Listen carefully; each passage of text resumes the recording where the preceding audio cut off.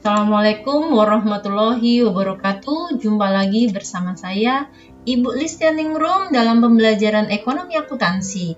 Dan kali ini kita akan belajar bersama mengenai apa? Mengenai jurnal umum pada perusahaan jasa. Bagaimana sih cara menyusunnya? Yuk kita belajar bersama. Sebelum kita membuat jurnal umum pada perusahaan jasa, maka kita harus pandai-pandai dalam menganalisis debit dan kredit, agar kita bisa lancar dalam menyusun jurnal umum. Akun-akun apa saja sih nanti yang akan dimasukkan ke dalam analisis debit dan kredit? Akun-akunnya adalah akun aktiva, utang, modal, prive, pendapatan, serta beban. Untuk akun-akun ini sudah kita pelajari pada saat kita belajar persamaan dasar akuntansi. Hanya untuk mengingatkan saja, bahwa aktiva adalah harta. Aktiva atau harta yang paling sering dikeluarkan adalah uang tunai atau cek atau sering disebut sebagai akun kas, ada piutang, perlengkapan, peralatan, mesin, kendaraan, gedung, tanah, serta goodwill. Juga bisa berupa akun utang. Akun utang adalah kewajiban yang harus dibayarkan oleh pihak perusahaan kepada pihak lainnya atau kepada pihak perbankan. Dan akun modal. Akun modal merupakan bagian daripada aset perusahaan yang dimiliki oleh pemegang saham dan pihak ketiga. Contohnya adalah modal pemilik, prive, laba ditahan, saham biasa, modal di store, seperti itu. Kemudian akun pendapatan. Kita bedakan antara akun pendapatan dan akun beban. Ini dari kegiatan usaha utama disebut sebagai pendapatan jasa. Sementara jika uang itu diperoleh dari kegiatan di luar usaha, maka disebut sebagai pendapatan di luar usaha. Uang itu bisa berasal dari pendapatan bunga, pendapatan komisi, serta pendapatan lainnya. Sementara berbeda dengan pendapatan, jika pendapatan adalah uang yang diperoleh, maka beban adalah biaya atau uang yang dikeluarkan dalam kegiatan perusahaan. Contohnya adalah uang-uang yang dikeluarkan perusahaan dalam rangka menggaji pegawai, membayar biaya administrasi, membayar listrik, membayar air, membayar telepon, dan lain sebagainya. Yuk kita belajar mengenai analisis debit dan kredit. Analisis debit dan kredit di sini kita golongkan menjadi dua kelompok, yaitu kelompok A, B, priv. A, B, priv.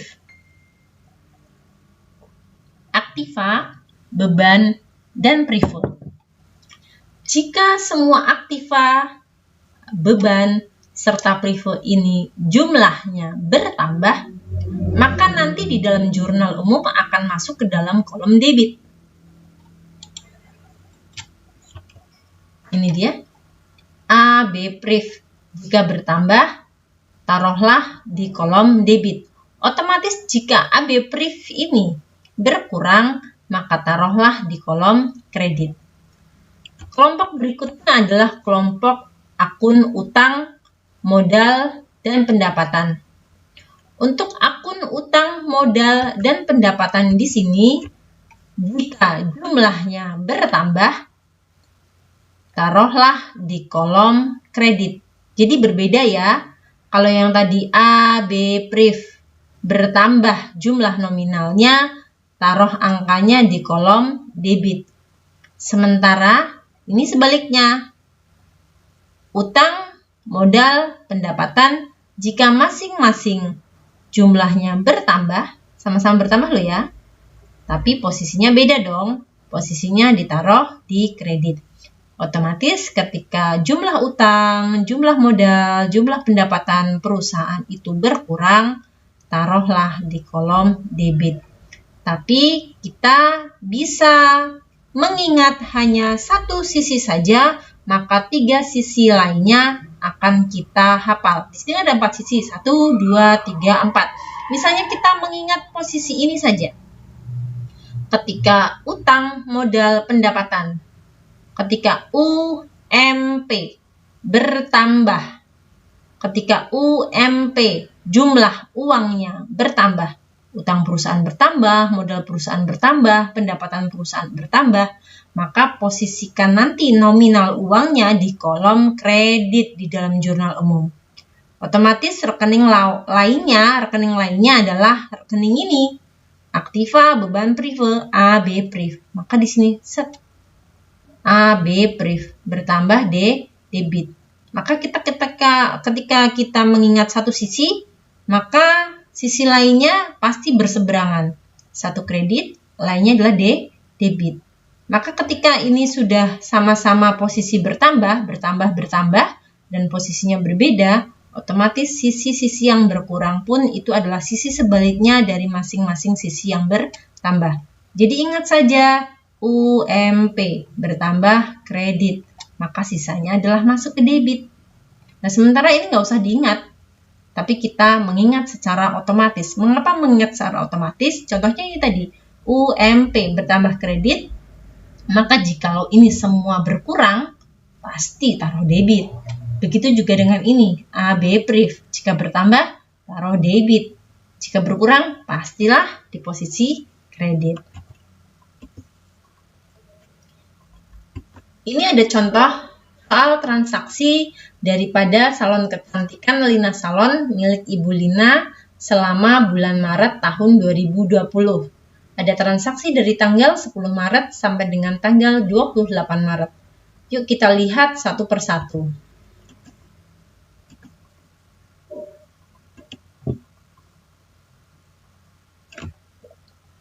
Ibu Lina pada tanggal 10 menanamkan modal berupa uang tunai untuk mendirikan salon senilai 300 juta rupiah.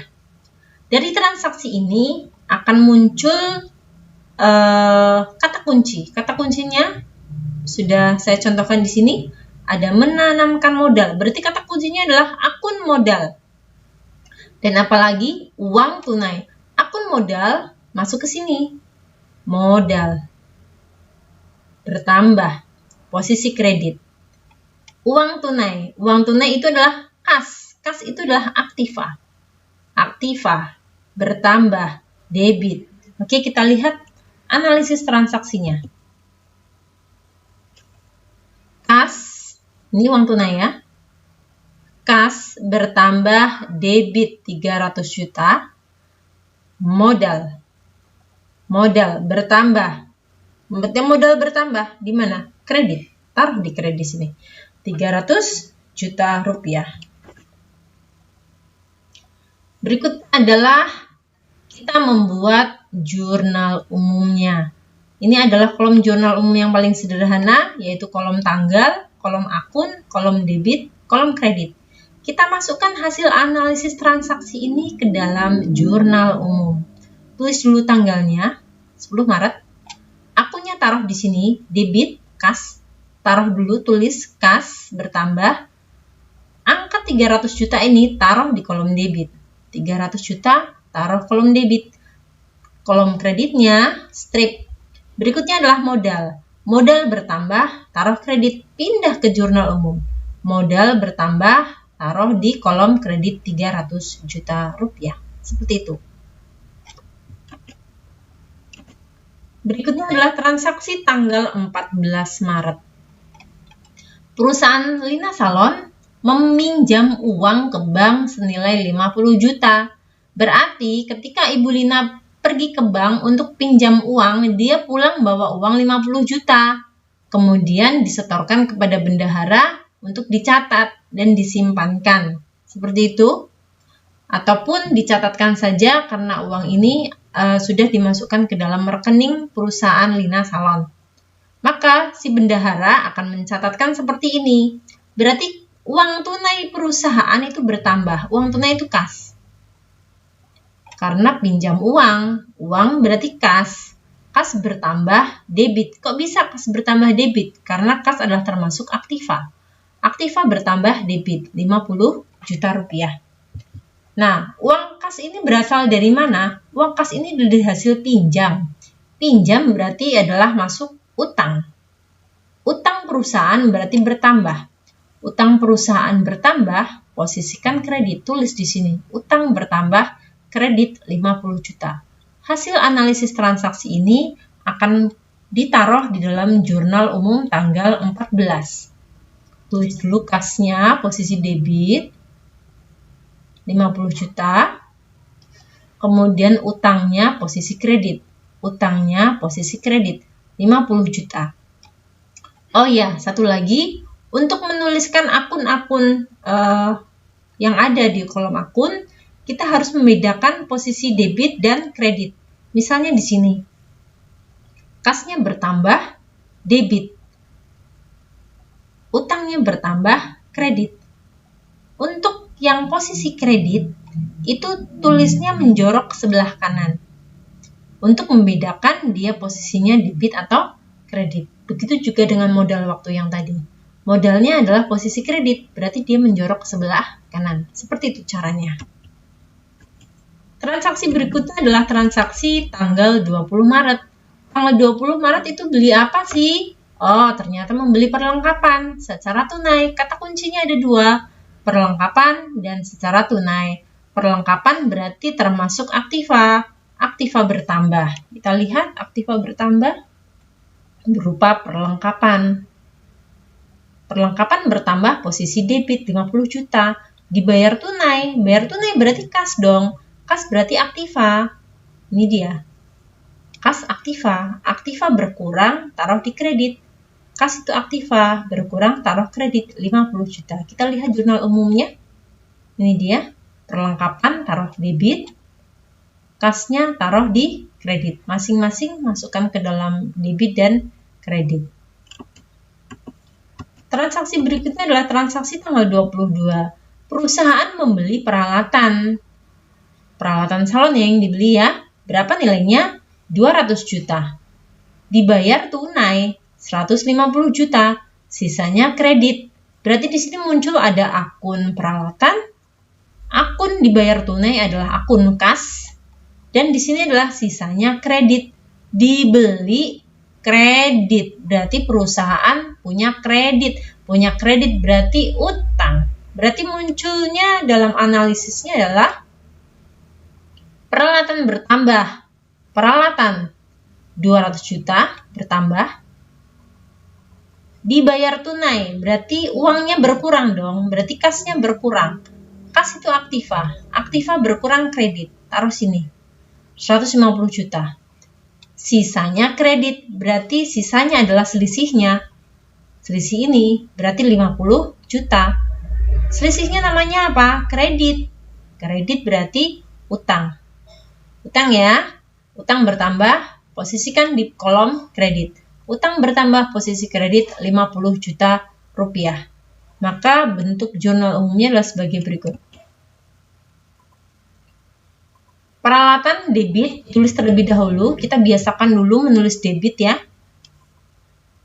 Taruh di sini. Angkanya taruh kolom debit, kolom kreditnya strip. Berikutnya adalah akun kas dan akun utang. Ini posisinya kredit. Maka kita tuliskan menjorok ke kanan semuanya. Kas sama utang. Untuk kasnya berkurang 150 juta kolom kredit dan utangnya bertambah kolom kredit 50 juta. Transaksi berikutnya adalah transaksi tanggal 25 Maret. Ibu Lina mengambil uang perusahaan untuk keperluan pribadi. Dari kalimat panjang ini bisa kita sederhanakan namanya adalah prive. Prive ya. Privenya bertambah. Privenya bukan berkurang, tapi privenya bertambah. Prive bertambah posisi debit. Ini dianalisisnya. Prive bertambah posisi debit berapa besar? 1 juta. Tulis di sini.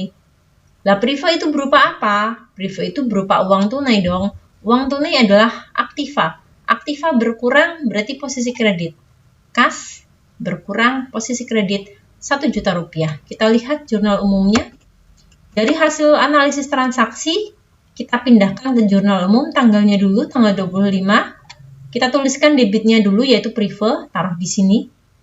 Uangnya kolom debit dan kas yang ada di sini berkurang posisi kredit. Ketika posisi kredit, nulis kasnya menjorok ke kanan dan uangnya taruh di kolom kredit. Transaksi tanggal 26 calon menerima bayaran dari klien yang membutuhkan jasa rias. Panjang banget kalimatnya seperti ini, tapi kita bisa sederhanakan nanti namanya apa? Menerima bayaran dari klien yang membutuhkan jasa rias sebesar 10 juta rupiah. Berarti menerima uang dari hasil kegiatan usaha. Berarti namanya adalah pendapatan jasa. Pendapatan jasa itu 10 juta, tapi baru diterima tunai. Terima tunai berarti uang kas 7 juta. Sisanya diterima. Bulan depan. Ketika sisanya diterima bulan depan, berarti bulan ini belum terima uang, terimanya bulan depan. Maka itu disebut sebagai piutang. Kita lihat. Kas bertambah, debit 7 juta. Piutang bertambah, debit 3 juta. Pendapatan jasa bertambah, posisi kredit 10 juta. Kita taruh semua analisis ini ke dalam jurnal umum. Berikutnya adalah transaksi terakhir, yaitu tanggal 28 Maret. Perusahaan membayar biaya listrik, biaya air, biaya telepon dengan masing-masing uang ini secara tunai. Ketika dibayar, berarti kasnya berkurang. Kasnya berkurang untuk apa? Kasnya berkurang untuk semua beban-beban ini. Ketika beban-beban ini bertambah, ini dia, posisikan di posisi debit. Debit. Dibayar tunai. Bayar tunai berarti pakai uang kas. Uang kas berarti aktiva. Aktiva berkurang berarti posisikan kredit. Aktivanya apa namanya? Uang tunai. Uang tunai adalah kas.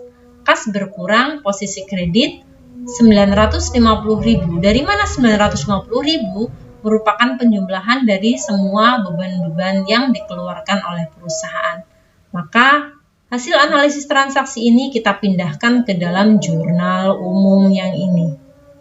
Tulis dulu tanggalnya 28, kemudian kita tulis beban listrik posisi debit 500.000, beban air bertambah posisi debit 200.000, beban telepon bertambah posisi debit 250.000.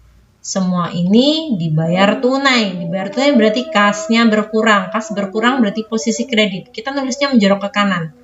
Kas berkurang. Taruh angkanya total di posisi kredit. Ini ditambahkan. Hasilnya adalah 950.000 rupiah. Oke, demikian tadi pembelajaran kita mengenai jurnal umum pada perusahaan jasa. Semoga bermanfaat untuk kita semua. Terima kasih untuk menyimaknya. Semoga ilmu yang Ibu berikan ini akan memberi penerangan kepada siapa saja yang belum paham mengenai menyusun jurnal umum pada perusahaan jasa. Oke, sampai jumpa. Wassalamualaikum warahmatullahi wabarakatuh.